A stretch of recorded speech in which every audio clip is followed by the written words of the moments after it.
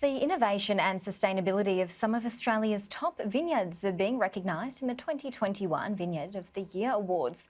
A field of 6,000 grape growers across the nation has been narrowed down to 50 finalists. Joining me live now is panellist and agriculture scientist Dr. Mary Retallack. Thank you for your time. How difficult has the judging been to reach this top 50? Hi Anna, I'm delighted to be joining you from Ghana country this evening. It's been my honour to be involved with the Vineyard of the Year Awards, and Rory Kent and the team behind the Young Guns of Wine have just announced our top 50, so it's really been quite exciting. What examples of innovation have you seen? I understand there's been some technology being used by a lot of these growers. Absolutely, Anna. There's all sorts of new technology happening, everything from drones being used to map the health of vineyards to liquid mulch being mixed with native seeds and biochar and mycorrhizal fungi so that we can spray it in the undervine area. And some vineyards are also using undervine irrigation. So lots of technologies are being employed. And of course, what was old is now new. And growers are also very much working with nature. A resurgence of interest in organic and biodynamic practices, native insectary plants, which provide habitat for good bugs that provide biocontrol in vineyards, and even supplementary habitats in the form of raptor perches and microbat boxes. So lots of fantastic innovations happening, including eco trails and connecting with traditional owners to provide some of these learnings through their lens as well. And what does that then mean by implementing these practices? Does it ensure longevity? Yes, absolutely, Anna. It means that we're really, I guess, buffering these systems in which we grow and building resilience in these systems so that we can work smarter rather than harder and ultimately intervene less. So I think we're entering one of the most exciting times in horticulture, agriculture, viticulture, I guess, that I've seen in my lifetime. And it's really the melding between new technologies and some of that knowledge of reading the land coming together so that we can nourish the soils with a mulch and compost teas.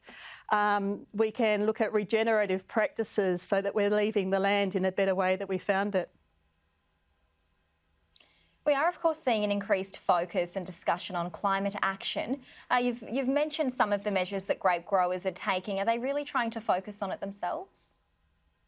Absolutely, very much so in terms of heading towards zero net emissions. And in fact, one of the top 50 applicants is certified carbon neutral.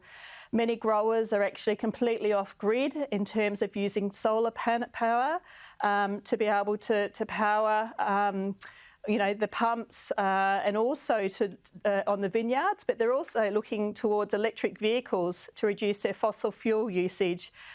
So the use of electric ATVs and forklifts. So there's some fantastic innovations coming, and very much that carbon sequestration is front and centre with many of the supplementary flora that we're seeing planted in vineyards. Lots of ground covers, trees and shrubs.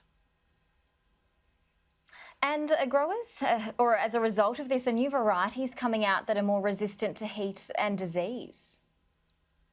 Absolutely. We're always looking at the epigenetics of different varietals, their capacity to grow, I guess, in an ever-changing climate, and also bringing in some Mediterranean varieties which are already naturally adapted and well-suited. So we're looking at that on the grapevine front, but we're also looking at naturally adapted native plants that we can incorporate in and around vineyards as well. That have that natural resilience and they're locally adapted. And just finally, Mary, it sounds like there is a lot of innovation and sustainability happening. What do you predict for Australia's wine industry for the next 12 months, looking at these entrants? I'm very excited about the regenerative and ecological practices that are, I guess, becoming the norm now. This has happened so quickly. And we're really well placed to share these insights and stories with our customers. So the Vineyard of the Year finalists are leading the way, and the future of wine growing, I think, is truly exciting. Thank you so much for your time tonight, Dr. Mary Retallack. Thank you, Anna.